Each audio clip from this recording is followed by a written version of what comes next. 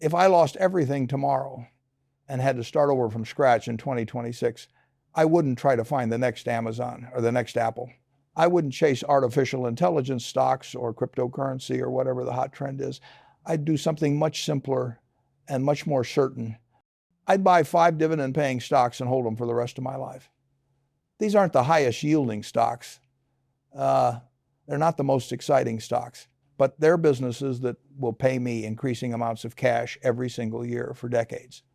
They're companies with such strong competitive positions that they can raise prices, grow earnings, and increase dividends through any economic environment.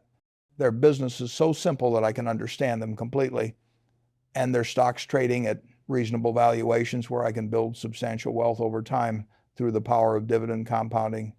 I'm Warren Buffett. I'm 94 years old. I've been investing since I was 11 years old. And I'm going to tell you the only 5 dividend stocks I would buy if I had to start over in 2026 with limited capital. Not 10 stocks, not 20 stocks, 5. Because concentration builds wealth when you own the right businesses.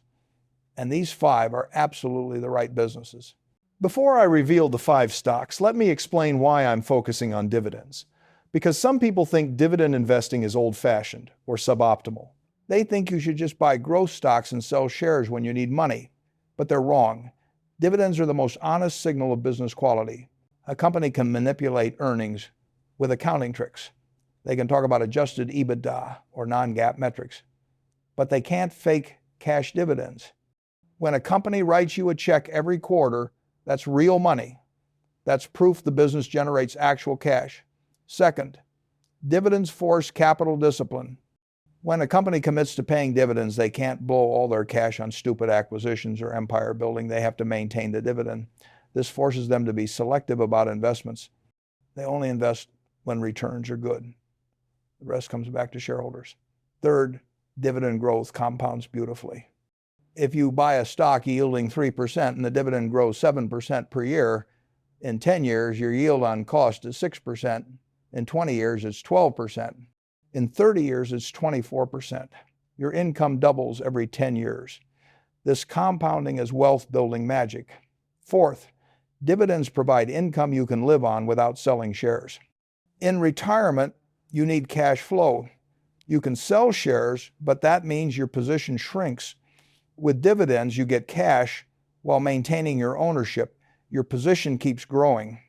Your income keeps growing. Fifth, dividend stocks are psychologically easier to hold. When the market crashes and your stock falls 40%, it's terrifying.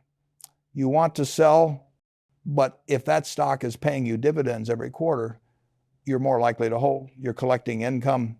The business is still operating. You can ride out the volatility. Now, let me tell you what I look for in dividend stocks. First, a long history of dividend payments and increases. I want companies that have paid dividends for at least 20 years, preferably 40 or 50 years. And I want companies that have increased the dividend every year for at least 10 years, preferably 25 years or more. This track record proves the business model works through different economic environments. Second, a sustainable payout ratio. The payout ratio is dividends divided by earnings. I want this between 40 and 70%. If it's below 40%, the company might not be returning enough cash to shareholders. If it's above 70%, there's not much room for dividend growth, and a recession could force a dividend cut. 50 to 60% is ideal. Third, a strong business model with competitive advantages. I want businesses with moats, brand power, network effects, economies of scale, switching costs, regulatory barriers, something that protects the business from competition and allows consistent pricing power. Fourth, reasonable valuation. I'm not buying at any price. I want to pay a reasonable price relative to earnings and dividend yield. Generally, I want a P/E ratio below 25 and a dividend yield above 2%. This ensures I'm not overpaying and I'm getting decent immediate income. Fifth, management I trust. I've already talked about CEO quality. For dividend stocks, I especially want management that prioritizes shareholder returns and has demonstrated capital discipline. Now, let me reveal the 5 stocks Stock number 1 is Coca-Cola. I've owned Coca-Cola since 1988. I bought 5% of the company for $1 billion. Today, Berkshire's position is worth about $25 billion, and we receive over $700 million per year in dividends. The dividend alone is almost as much as we originally paid for the entire position. This is the power of dividend growth, compounding over decades. Let me tell you why I would buy Coca-Cola again today if I were starting over. First, the dividend history is impeccable. Coca-Cola has paid dividends for over 100 years. They've increased the dividend for 62 consecutive years. 62 years. Through world wars, recessions, inflation, deflation, every possible economic condition, Coca-Cola raised the dividend. This is a dividend king, the highest level of dividend aristocracy. Second, the current dividend is sustainable. Coca-Cola yields about 3% currently. The payout ratio is about 75% of earnings. This is a bit high, but sustainable because the business generates massive free cash flow. Coca-Cola is not capital intensive. They create concentrate and syrup. Bottling partners handle the capital-intensive manufacturing and distribution. This asset-light model generates 40 to 50% free cash flow margins, plenty of cash to maintain and grow the dividend. Third, the business model is unassailable. Coca-Cola sells happiness in a bottle. 2 billion servings per day. That's not marketing hype. That's actual consumption. People emotionally connect with Coca-Cola products. This emotional connection is the strongest moat that exists. Coca-Cola has built this over 139 years. No competitor can replicate it. Yes, people are drinking less soda due to health concerns, but Coca-Cola has adapted. They own Dasani, Smartwater, Honest Tea, Simply Orange, Minute Maid, Fairlife Milk, Costa Coffee. They're a total beverage company. When consumers shift preferences, they shift to another Coca-Cola product. The company doesn't lose. Fourth, valuation is reasonable. Coca-Cola trades at about 24 times earnings. For a business this high quality with this track record, that's fair. Not cheap, but not expensive. The 3% yield provides decent immediate income. And the dividend will grow about 5 to 7% per year, doubling your income every 10 to 12 years. Fifth, management understands capital allocation. CEO James Quincy has maintained the dividend growth streak and bought back stock opportunistically. He's invested in new categories like energy drinks and coffee. He's expanded in developing markets where growth is strongest. And I trust this management team. If I were starting over with limited capital, I'd put 20% of my money into Coca-Cola. Buy it at current prices, around $60 per share. Collect the 3% dividend. Reinvest the dividends to buy more shares. Hold for 30 years. The dividend will compound. The share price will grow. In 30 years, that position will be worth many times what you paid and throwing off huge income. Stock number 2 is Johnson & Johnson. J&J is one of the highest quality businesses on earth. They operate in 3 segments: pharmaceuticals, medical devices, and consumer health, though they recently spun off consumer health. J&J has competitive advantages in all segments. In pharma, they have blockbuster drugs with patent protection. In medical devices, they have technological leads and strong relationships with hospitals. Their diversification across healthcare means no single product failure or patent expiration destroys the business.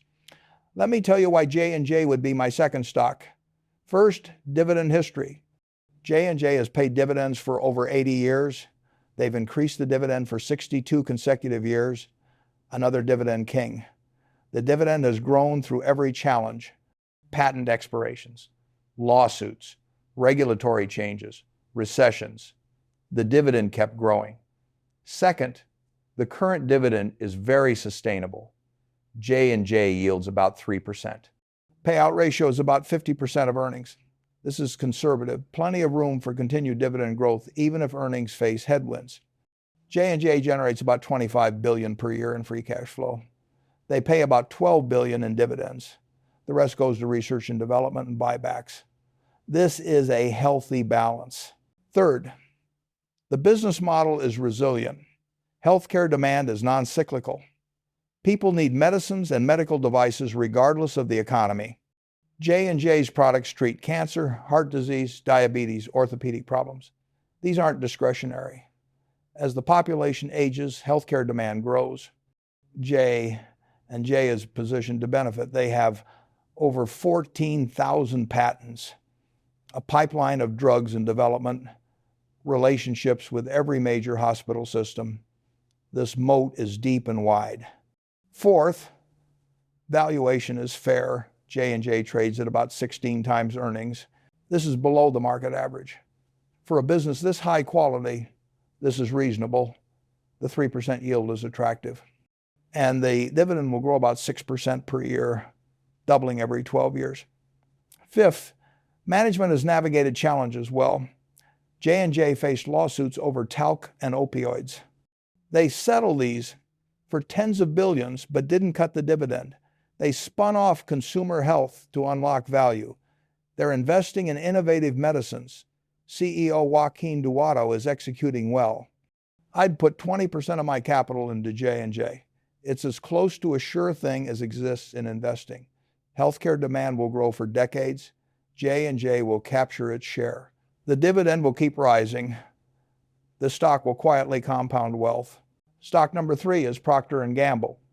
P&G makes consumer products: Tide detergent, Pampers diapers, Gillette razors, Crest toothpaste, Bounty paper towels, Charmin toilet paper, Dawn dish soap. Dozens of brands you use every day. These are not exciting products, but they're essential. People need to wash clothes and dishes. They need diapers and toilet paper. They buy these products every week regardless of the economy. This is the definition of a recession-proof business. Let me tell you why P&G would be my third stock. First, dividend history. P&G has paid dividends for 134 years. They've increased the dividend for 68 consecutive years. 68. This is the longest dividend growth streak of any company. Through the Great Depression, World War II, stagflation, financial crisis, pandemic, everything. P&G raised the dividend. This track record is unmatched. Second, the dividend is very sustainable. P&G yields about 2.4%. Payout ratio is about 60%.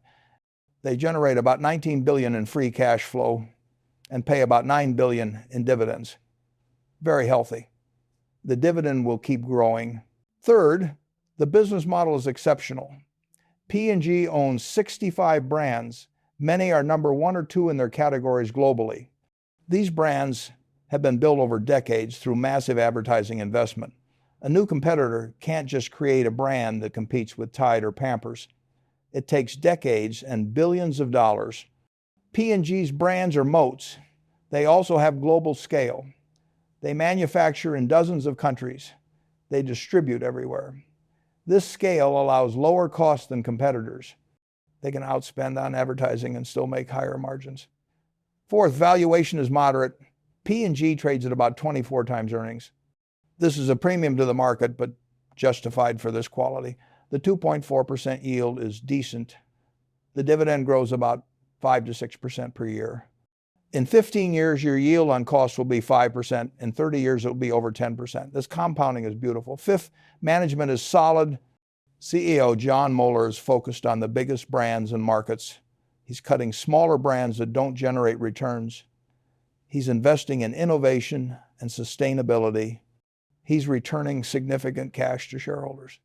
I trust this leadership. I'd put 15% of my capital into P&G. It won't give you explosive growth, but it will give you steady, reliable dividend growth for decades.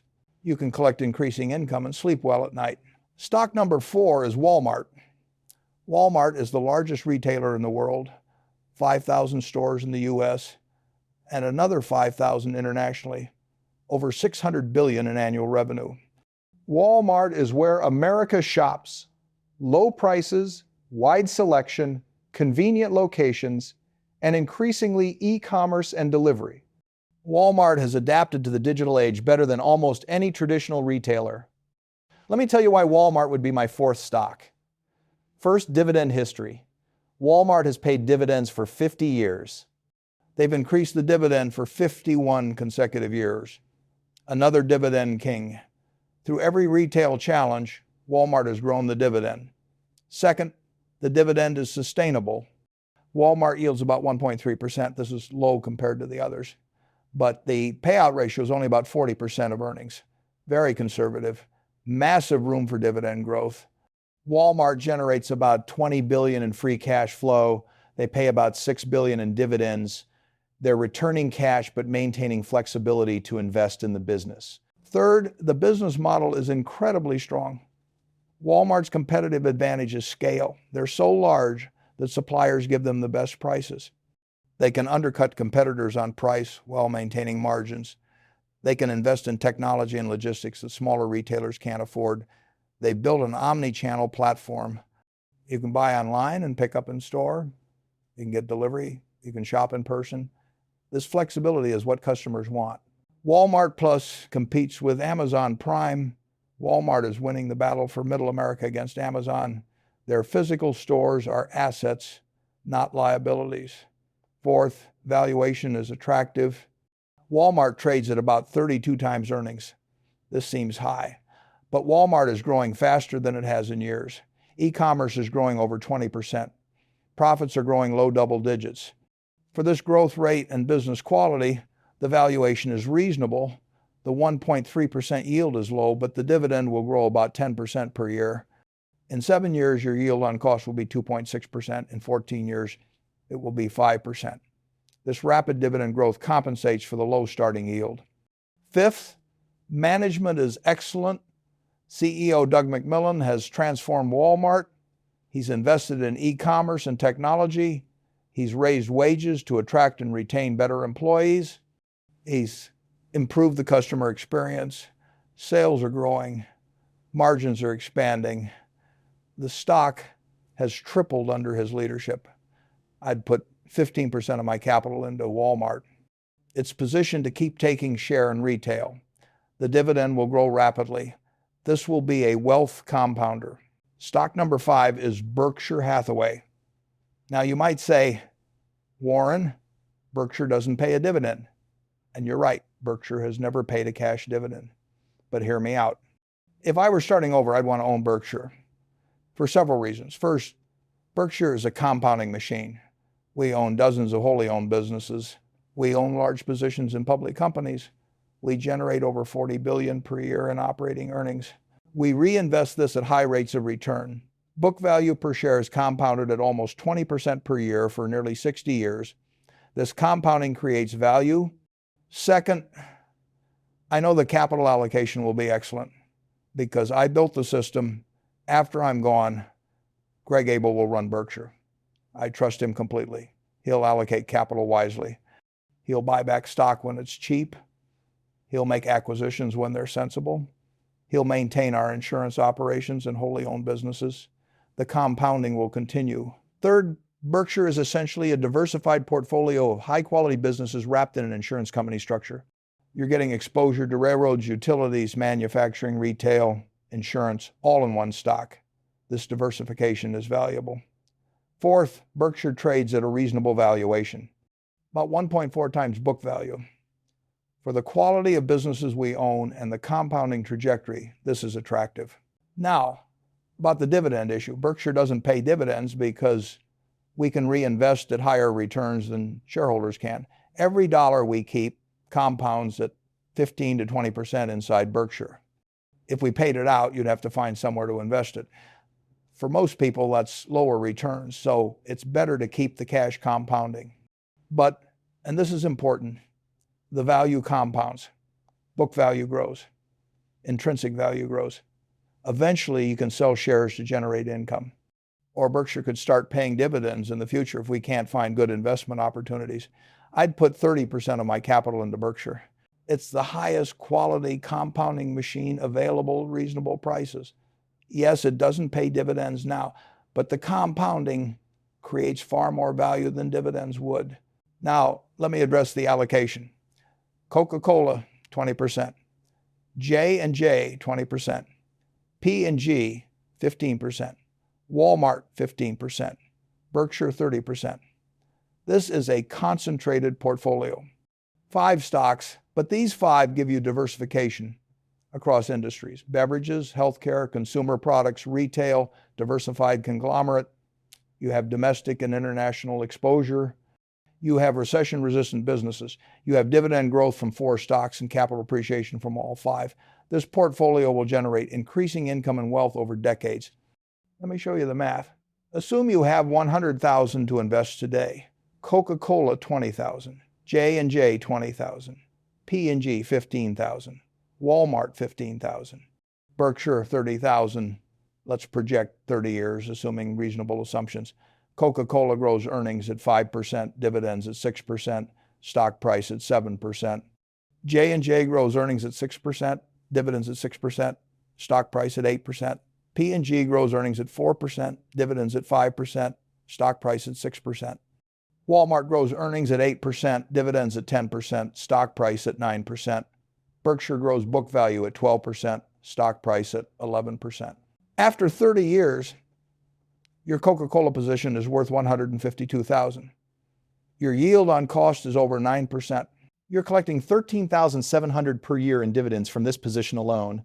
Your J&J position is worth $200,000. Yield on cost is over 9%. Collecting $18,000 per year in dividends. Your P&G position is worth $86,000. Yield on cost is over 6%. Collecting $5,000 per year. Your Walmart position is worth $199,000. Yield on cost is over 13%, collecting $26,000 per year. Your Berkshire position is worth $820,000. No dividends, but massive capital appreciation. Total portfolio value is $1.46 million. Total dividend income is $62,700 per year. You started with $100,000. You now have $1.46 million in assets, generating over $60,000 in annual dividend income that will keep growing. And this assumes you never added another dollar. If you invested $5,000 per year in addition to the initial $100,000, keeping the same allocation, and your 30-year portfolio would be worth over $3 million, generating over $150,000 in annual dividend income. This is how dividend investing builds wealth. Not through excitement or speculation, through owning great businesses, collecting dividends, reinvesting those dividends, and letting time compound. Now, let me address some common questions about this strategy. Question 1, why such a low yield portfolio? The weighted average yield is only about 2.2%. Isn't that low?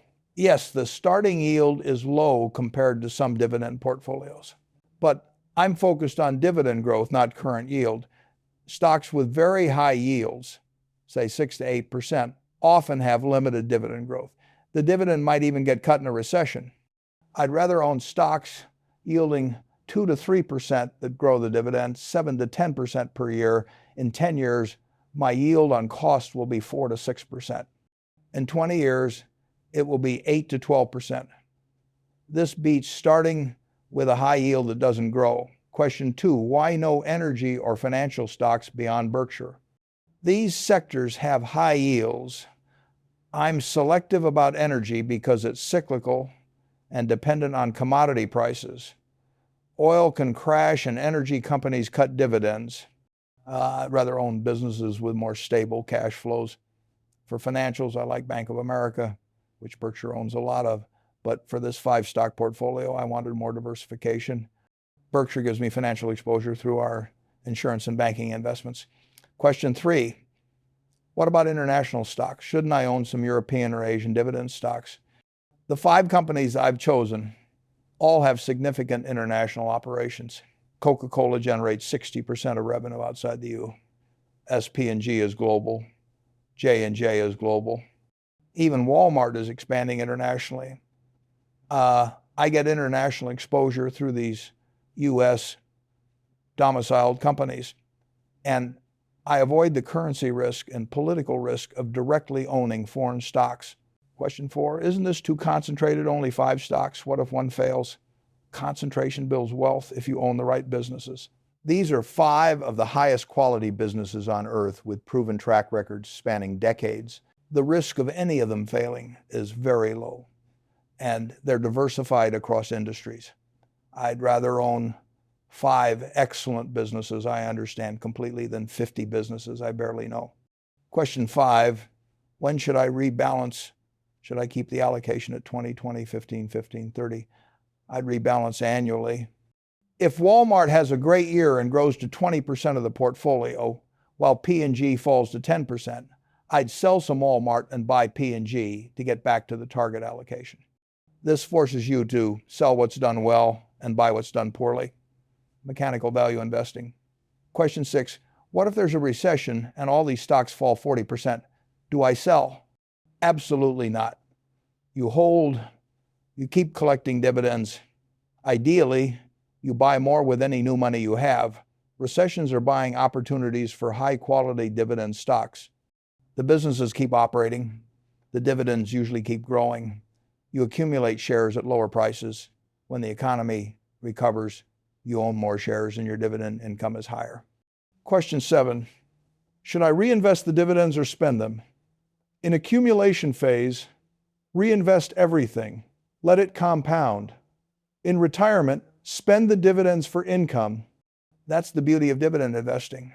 The same portfolio serves both purposes at different life stages. Let me tell you why this 5-stock portfolio beats most alternatives. First, it beats buying individual stocks without a clear strategy. Many people buy random stocks they hear about. No coherent approach. This portfolio is built on clear principles. Quality businesses, competitive advantages, dividend history, sustainable payouts, reasonable valuations. Second, it beats high-yield dividend traps. Some investors chase 8% yields.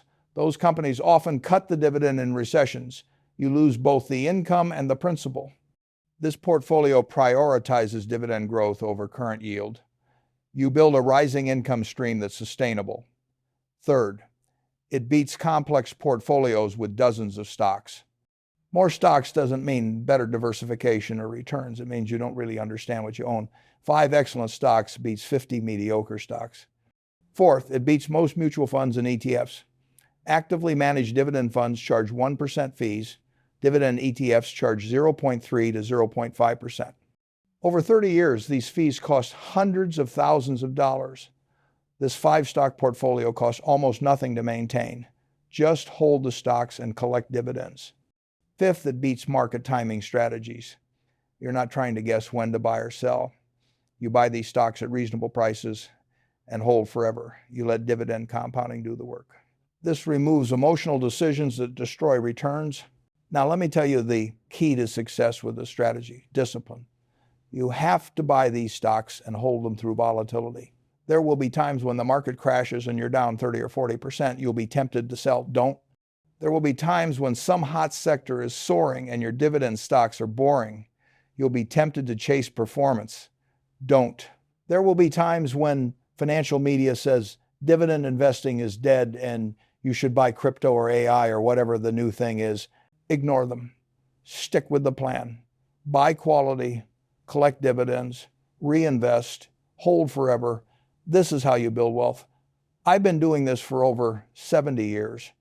I bought Coca-Cola in 1988 and still own it today. 37 years. The dividend has increased from pennies per share to over $1.80 per share. The stock price has gone from $5 adjusted for splits to over $60, 12 times my money, plus all the dividends I've collected along the way. This is the power of buying quality and holding. Now let me walk you through more specific dividend scenarios and strategies that will maximize the power of this 5-stock portfolio. Because owning dividend stocks isn't just about buying and holding. It's about understanding how dividends work, how to reinvest them effectively, and how to think about them differently at different life stages. First, let's talk about the power of dividend reinvestment with real numbers. You buy 100 shares of Coca-Cola at $60 per share, $6,000 investment. Coke pays about $1.80 per share annually in dividends. Your 100 shares generate $180 per year. If you spend that dividend, you get $180 of income. Nice. But if you reinvest it, you buy 3 more shares that year at $60 each. Now you own 103 shares. Next year, those 103 shares generate $185.40 in dividends. You reinvest and buy 3 more shares. Now you own 106 shares. This compounds After 10 years of reinvesting dividends, and assuming the dividend grows 6% per year and the stock price grows 7%, you own about 140 shares worth about $170 each. Your position is worth $23,800. Your initial $6,000 has nearly quadrupled, and you're now receiving about $504 per year in dividends. Your yield on your original cost is over 8%. This is dividend compounding magic. Now compare this to someone who took the dividends as cash. They received $180 the first year, assuming 6% dividend growth. They received about $2,400 total over 10 years. They still own 100 shares worth $170 each, or $17,000 total. Plus the $2,400 in cash dividends. They spent total value about $19,400. The reinvestor has $23,800. That's a difference of $4,400 or over 22% more wealth. This is why reinvesting dividends is critical during accumulation years. Every dividend buys more shares. Those shares generate more dividends. The compounding accelerates over time. After 20 or 30 years, the difference is enormous. The reinvestor might have 3 or 4 times the wealth of someone who spent the dividends. Now let's talk about dividend taxation and how to minimize it. Dividends are taxed. In a taxable account, you pay taxes on every dividend received, even if you reinvest it. This reduces your compounding. Qualified dividends, which most of these 5 stocks pay, are taxed at capital gains rates. 0% if your taxable income is below about $44,000 for single filers, $89,000 for married filing jointly. 15% for income above that, up to about $550,000 for married filers, 20% above that. These rates are lower than ordinary income tax rates, but you're still paying tax every year on dividends. This is a drag on returns. How do you minimize this drag? First, prioritize holding dividend stocks in tax-advantaged accounts, Roth IRAs, traditional IRAs, 401k plans. In these accounts, dividends aren't taxed currently. In a traditional IRA or 401k, dividends grow tax-deferred. You pay taxes when you withdraw in retirement, hopefully at lower rates. In a Roth IRA, dividends grow tax-free forever. No taxes on dividends, no taxes on withdrawals in retirement. This is ideal for dividend stocks. If you're going to hold stocks in taxable accounts, put growth stocks there and dividend stocks in retirement accounts. Growth stocks don't pay much in dividends. They reinvest cash in the business. You only pay capital gains tax when you sell, which you can defer for decades. Dividend stocks generate taxable income every year. Better to hold them in accounts where that income isn't currently taxed. Second, harvest tax losses. If you have stocks in taxable accounts that have declined, sell them to realize losses. Use those losses to offset dividend income or capital gains. This reduces your tax bill. You can then buy similar stocks to maintain your exposure. This is called tax loss harvesting and can save thousands in taxes per year. Third, bunch income in lower tax years. If you have a year where your income is unusually low, maybe you retired or took time off or had a business loss, realize more capital gains or take more dividends that year. You'll pay taxes at lower rates. If you have a year where income is unusually high, defer income if possible. Fourth, consider qualified charitable distributions. If you're over 70 and a half, you can donate up to $100,000 per year from your IRA directly to charity. This counts toward your required minimum distribution but isn't included in taxable income. If you're charitably inclined, this is much more tax efficient than taking the distribution, paying taxes, and then donating. Now let's talk about how to think about dividends at different life stages. In your 20s and 30s, accumulation phase, reinvest every dollar. Don't spend dividends. Let them compound. Your goal is building the largest possible base of shares. Set dividend reinvestment to automatic. Every quarter, dividends buy more shares without you thinking about it. In your 40s and 50s, still accumulation phase, but getting closer to retirement, continue reinvesting. But start paying attention to your income needs. Calculate how much dividend income your portfolio will generate in retirement. Make sure you're on track. If you need $80,000 per year in retirement and your portfolio will only generate $40,000, you need to save more or plan to sell shares to supplement dividend income. In your 60s, transition phase, you might start spending some dividends while still working. Maybe you semi-retire, work part-time. Use dividend income to supplement reduced work income. This lets you ease into retirement without having to work full-time. In your 70s and beyond, retirement phase, live off dividends. Spend the dividend income for living expenses. Don't touch the principal. Your shares stay intact. Your dividend income keeps growing. Even at 75, your dividends might grow 5% per year. This protects your purchasing power against inflation. Now let me address the sequence of returns risk with dividend stocks. This is the risk that you retire right before a market crash. Your portfolio falls 40%. You're forced to sell shares at low prices to generate income. Those shares you sold can't participate in the recovery. Your portfolio is permanently impaired. Dividends help reduce this risk. Why? Because even if stock prices crash, dividends usually don't get cut immediately. Coca-Cola, J&J, P&G, these companies kept paying dividends through 2008. They kept paying through 2020. The dividend income you need is still being generated even though the stock prices are down. You don't have to sell shares. You live off the dividend income. When stock prices recover, you still own all your shares. You benefit fully from the recovery. This is why I love dividend stocks for retirement.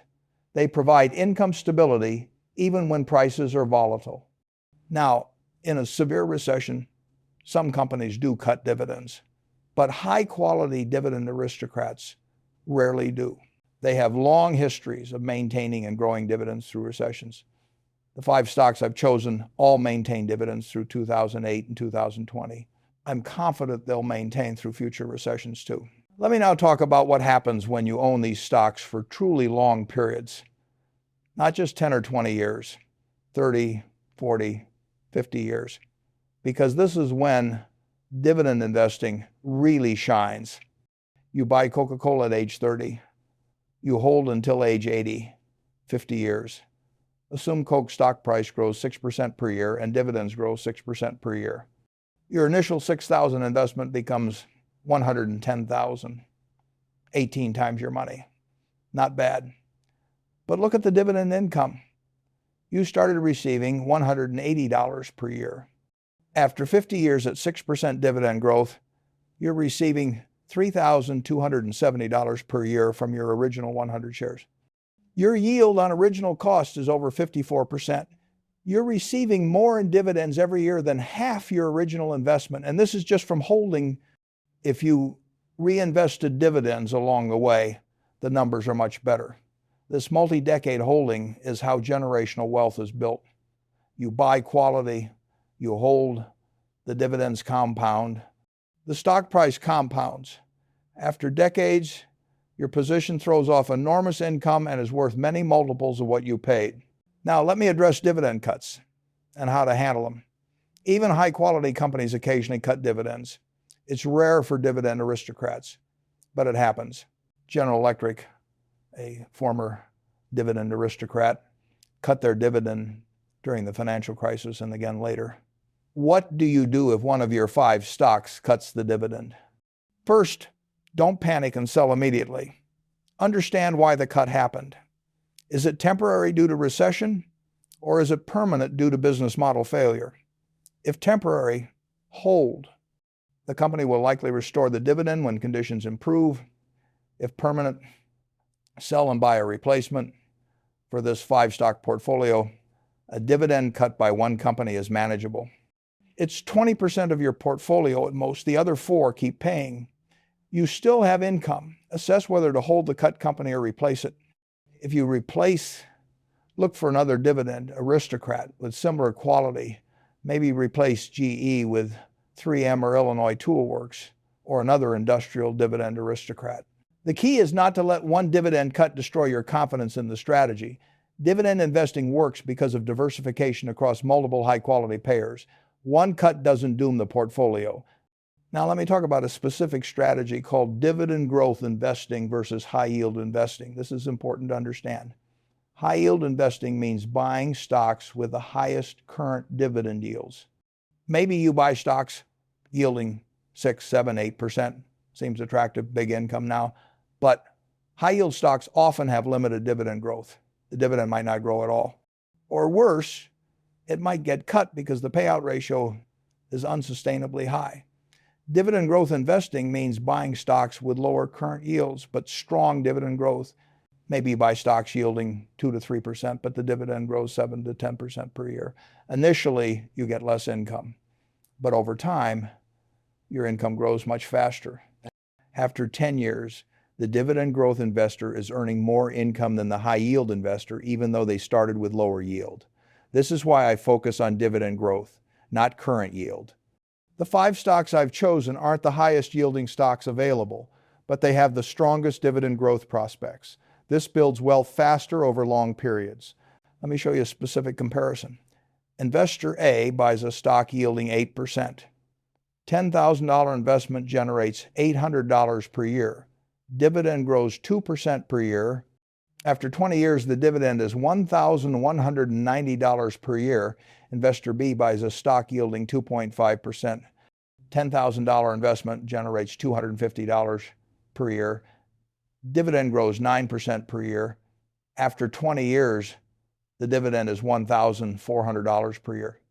Investor B is earning 20% more income, even though they started with less than 1/3 the initial yield. And if stock prices grow with dividends, Investor B's stock price has grown much faster too. This is why dividend growth beats high yield over time. Now let me address international dividend stocks. Should you own European or Asian dividend stocks for diversification? I don't recommend it. First, the 5 U.S. stocks I've chosen have significant international revenue. Coca-Cola is global. P&G is global. J&J is global. You're getting international exposure through these U.S. companies. Second, foreign dividend stocks add currency risk. If you own a European stock paying dividends in euros and the euro declines versus the dollar, your dividend income in dollars declines even if the euro dividend is stable. This currency risk isn't worth it. Third, foreign companies have different shareholder cultures. European companies might prioritize other stakeholders over shareholders. Dividends might be less reliable. Fourth, foreign dividends might be subject to withholding taxes. Your foreign dividend might be taxed in the foreign country and in the U.S. This double taxation reduces your after-tax return. Better to stick with U.S. dividend aristocrats. Now let me talk about dividend safety. How do you know if a dividend is safe or at risk of being cut? Look at several metrics. First, payout ratio, dividends divided by earnings. If this is below 70%, the dividend is probably safe. If it's above 80%, there's limited room for error. Second, free cash flow payout ratio, dividends divided by free cash flow. This is more important than the earnings payout ratio because dividends are paid from cash, not accounting earnings. If the company generates $100 million in free cash flow and pays $90 million in dividends, the payout ratio is 90%. That's high. Limited room for dividend growth. If they generate $100 million and pay $50 million, there's cushion. Third, debt levels. Companies with high debt might have to cut dividends in a recession to preserve cash and avoid default. Look at debt to EBITDA. If it's above 3 times, be cautious. Fourth, dividend growth consistency. Companies that have grown the dividend every year for decades rarely cut. The culture of dividend growth is embedded. They'll sacrifice other spending to maintain the dividend. Fifth, industry stability. Companies in cyclical industries like energy or industrials are more likely to cut dividends in downturns. Companies in stable industries like consumer staples or healthcare rarely cut. The 5 stocks I've chosen all score well on these metrics. Low to moderate payout ratios, strong free cash flow, reasonable debt, decades of dividend growth, stable industries. Let me now walk you through what a dividend-focused retirement actually looks like with this portfolio. You're 65, you've built a portfolio worth $2 million with these 5 stocks. Your allocation is Coca-Cola, 20%, $400,000. J&J, 20%, $400,000. P&G, 15%, $300,000. Walmart 15%, 300,000. Berkshire 30%, 600,000. Now, Berkshire doesn't pay dividends, so your dividend income comes from the first four stocks. Coca-Cola at 3% yield generates 12,000. J&J at 3% generates 12,000. P&G at 2.4% generates 7,200. Walmart at 1.3% generates 3,900. Total annual dividend income is 35,100. You need 80,000 per year to live on. Dividends cover 44% of your needs. The other 46,000 comes from selling Berkshire shares or from Social Security. Let's say Social Security provides 25,000. Now you need 21,000 from selling Berkshire shares. You have 600,000 in Berkshire. Selling 21,000 per year is a 3.5% withdrawal rate. Very sustainable. Now let's project forward. Assume dividends grow 6% per year. Year 5, your dividend income is 47,000. Year 10, it's 63,000.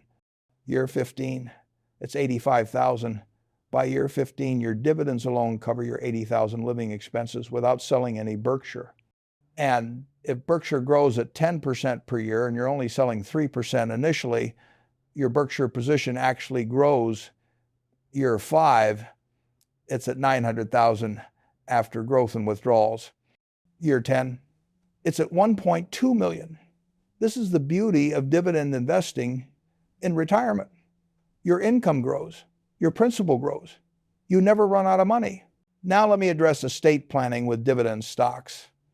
What happens to this portfolio when you die? If you hold these stocks in taxable accounts, your heirs get a step up in basis. The cost basis resets to the market value at your death. All the capital gains you accumulated over decades disappear for tax purposes. Your heirs can sell immediately and pay no capital gains tax. This is a huge benefit. If you bought Coca-Cola at $10 and it's worth $100 when you die, your heirs' basis is $100. They sell at $101, they only pay tax on $1 a gain, not $90. This step up doesn't apply to retirement accounts.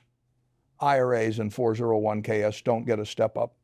But your heirs can inherit them and take distributions over their lifetime, stretching the tax deferral. The point is, dividend stocks and taxable accounts are excellent assets to pass to heirs. They've generated income for you throughout your life. They transfer tax efficiently. Your heirs start with a clean slate and can continue the dividend compounding for another generation. This is how family wealth is built and preserved. Let me close with an action plan. If you're ready to implement this 5-stock dividend portfolio, here's what to do. Step 1, open a brokerage account if you don't have one. Vanguard, Fidelity, or Schwab all work. Step 2, deposit your investable capital, whatever amount you have. 10,000, 50,000, 100,000, it all works. Step 3, buy the 5 stocks in the allocation I described. 20% Coca-Cola, 20% J&J, 15% P&G, 15% Walmart, 30% Berkshire. Place the orders, they'll execute immediately. Step 4, set up dividend reinvestment. Every brokerage allows you to automatically reinvest dividends. Turn this on. Every quarter when dividends are paid, they'll be used to buy more shares automatically. This compounds your holdings. Step 5, commit to holding for at least 10 years, preferably 30 years or life. Write down your commitment. When the market crashes and you're tempted to sell, read your commitment and hold. Step 6, ignore the noise. Don't watch CNBC. Don't check your portfolio daily. Check quarterly or annually. That's enough. Most of the time, forget you own these stocks. Let them compound. Step 7, add money when you can. If you get a bonus or a raise, invest it in this portfolio. Keep the same allocation. Buy more shares. Accelerate your compounding. These 5 stocks, Coca-Cola, Johnson & Johnson, Procter Gamble, Walmart, and Berkshire Hathaway, are the only dividend stocks I'd buy if I were starting over in 2026. They represent the highest quality businesses available at reasonable prices. They have decades of dividend history. They have competitive moats. They have sustainable payouts. They have management I trust. They will generate increasing income and wealth for as long as you hold them.